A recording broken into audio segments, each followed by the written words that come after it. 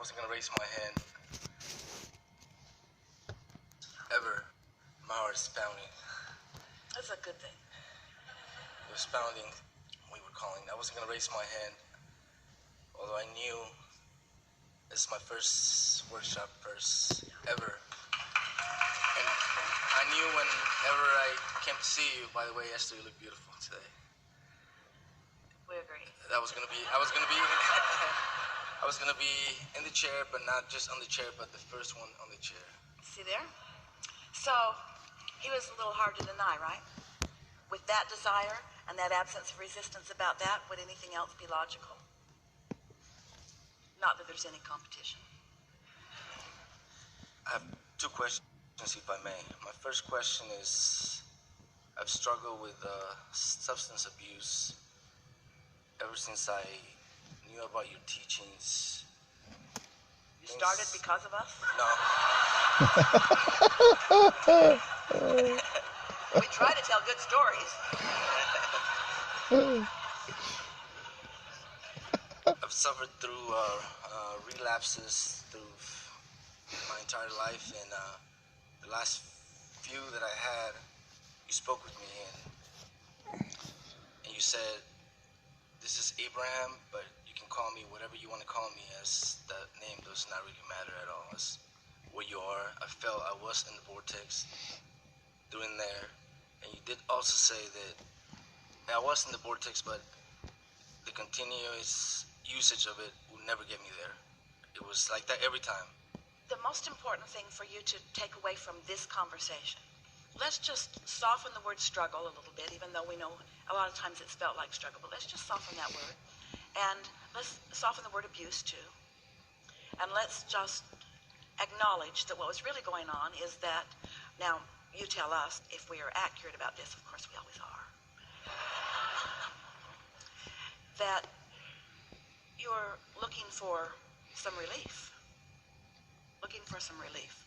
Not knowing about the discord in your vibration, not really even knowing about vibration, not understanding meditation, not understanding about the cork floating, not knowing about your inner being, not really, not knowing about the vibrational frequencies of this universe, not knowing that stuff, just living and feeling discomfort because of the way your thoughts had become oriented through your exposure to life.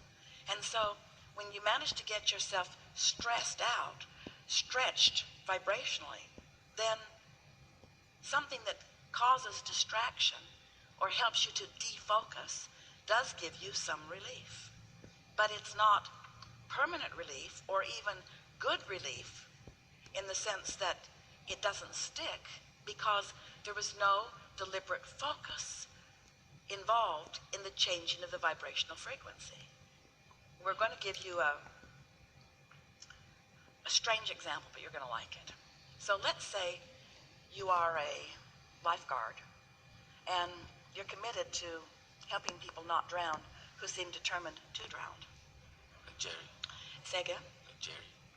And so you have hold of somebody who is just not only seeming determined to drown themselves, but to drown you too. So you just knock them out. Just knock them out, and for a while it goes better. In other words, now you can paddle them in. And so that's what a lot of people do with the drugs and alcohol and substances. It's their sort of last-ditch way of just stopping the vibrational frequency that is the point of attraction. So when you sleep, your withdrawal of focus slows momentum. And don't use this as an Abraham recommendation to go get high on something, because that is not what this is meant to be. But when you are distracted because of the substance, it does slow the momentum, and it does give you a vibrational ease between this desire that is calling you and your unwillingness to go. For a little bit of time, you might be moving more in the direction of who you really are. For example, when you see someone, that's why they say, I feel high. They feel less bound to the things that have been bothering them. And so let's just start by not calling it abuse. Let's call it misunderstood attention. attempt at relief that was not long-standing. So then all kinds of other things begin complicating it. We want to give you a picture of how life really works well for you.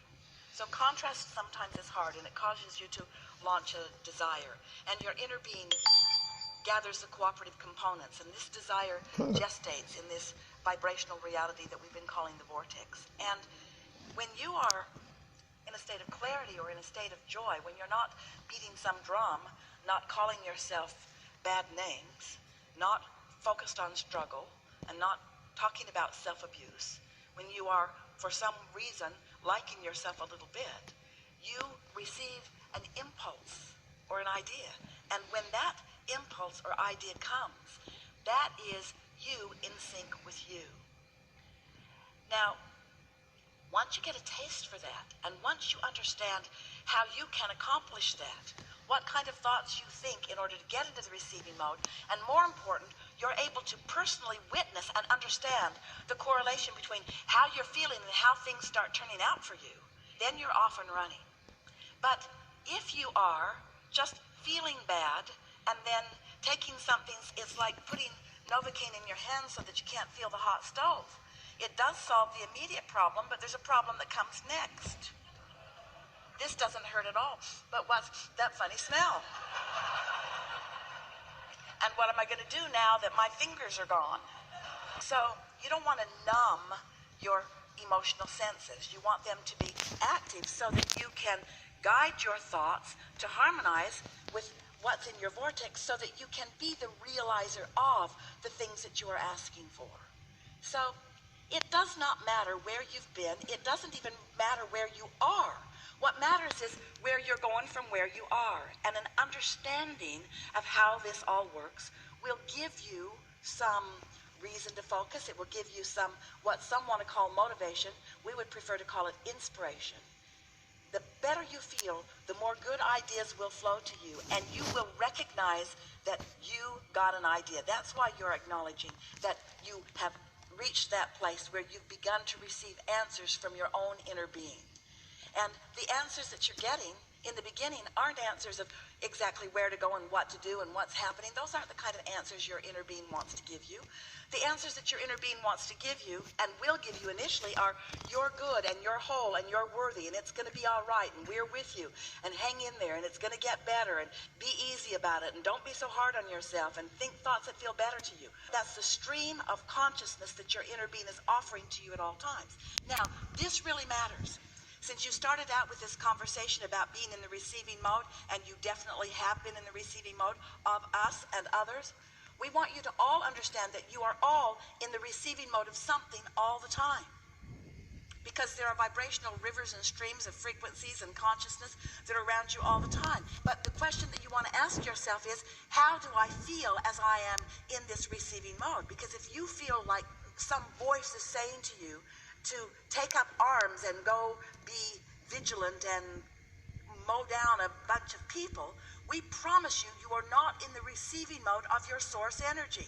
But you are in some receiving mode. You're in that revenge receiving mode where rivers and streams of those who have felt disenfranchised have flowed thoughts, and every thought that has ever been thought still exists, you see. So you got to understand what your emotional guidance system is telling you. And then do your best to feel as good as you can feel. And then just follow the impulses that come. The most wonderful thing is when you recognize, as you watch the universe delivering nice thing after nice thing after nice thing to you. And we're talking about sweet children in the airport that just give you that look. Or a sweet seatmate who just gives you a little piece of information that you were just wondering about, or on it goes. The stream of beneficiary, helpful thoughts and impulses that flow to you, oh, that's the sweet spot of life. That's what you came for. You came to decide through contrast and to ask because you knew you would.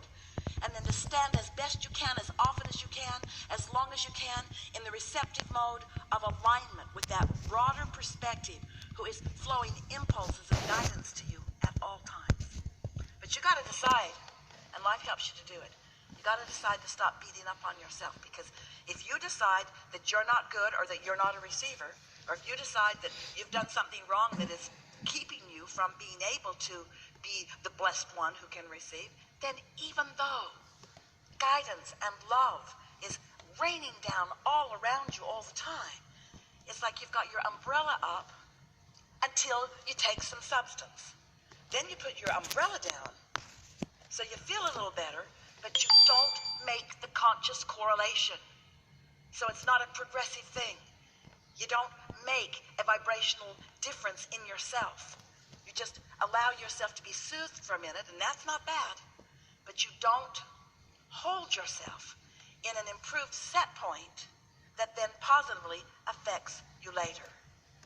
That's why drugs are a good idea if all you want is relief.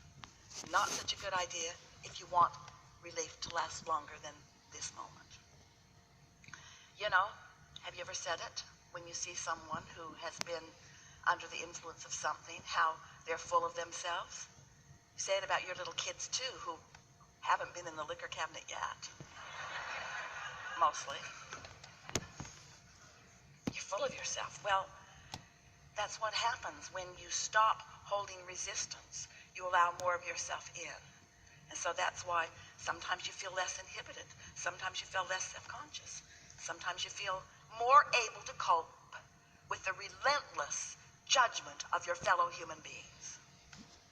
Care less about what they think when you're less able to focus on what they really mean. I love you too, man.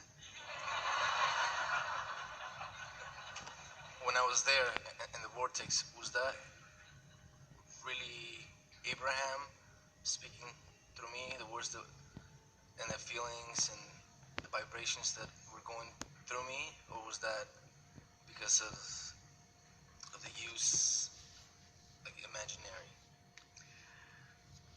You've experienced both, and you know the difference. You've experienced both, and you know the difference. True alignment is more sustaining. We would not look for your connection with your inner being under the influence, because as you are acknowledging you can't sort it out. So many things you said, like, after many years of being clean, that was our strongest communication. You did say you will write a book, one of many, and that is. Wouldn't that be a book that others would like to read? Aren't there just so many people who would like to know what their desire for the substance is, why it's there, and why there is some benefit but then mostly not? What you want is clarity. Clarity is the optimum feeling of alignment. And so sometimes people under the influence of some things, Esther has never utilized any drugs, so she doesn't have a good vocabulary about it. But sometimes people under the influence do feel clarity that they have not experienced before.